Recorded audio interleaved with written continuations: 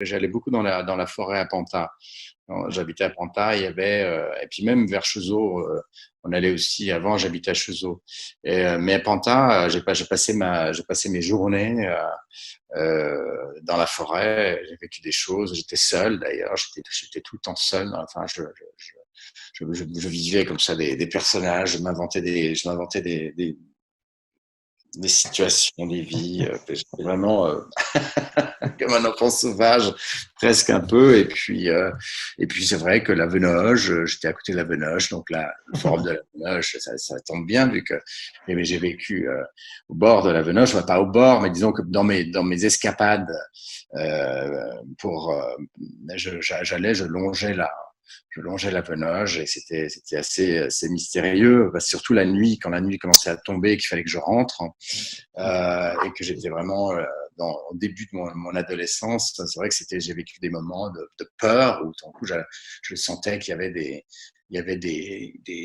esprits dans la L'esprit. forêt et j'ai eu plein de moments où j'avais l'impression d'être visité par des créatures de la forêt qui se cachaient dans la nuit et donc c'est vrai que la forêt est probablement de quelque part dans son ADN, il y a ces moments-là que j'ai vécu dans mon enfance sur le bord de la Belage.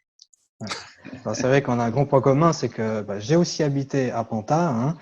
D'ailleurs, toi, tu as joué au foot à côté de la Cinémathèque suisse, enfin maintenant où c'est installé, hein. Et il paraît même que tu imitais John Travolta dans les rues de Panta. Est-ce que c'est vrai?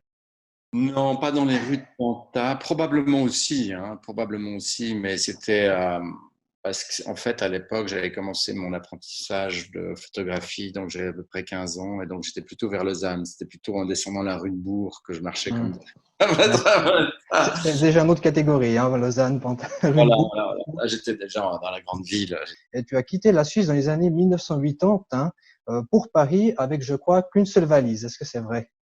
Absolument. Une seule valise, même pas très grande, hein, j'avais pas grand-chose dedans. J'avais surtout, je dirais, ma passion et puis mes rêves, en fait, qui étaient plutôt dans ma tête plus que dans ma valise. Ouais, t'es arrivé avec pas grand-chose hein, en poche. C'est un petit peu, t'as quitté la Suisse, voilà, une valise, t'arrives et puis un Ouais. petit peu. Ouais, je me souviendrai toujours de la traversée de Paris, d'arriver place Clichy, d'arriver là où en fait j'avais rencontré quelqu'un euh,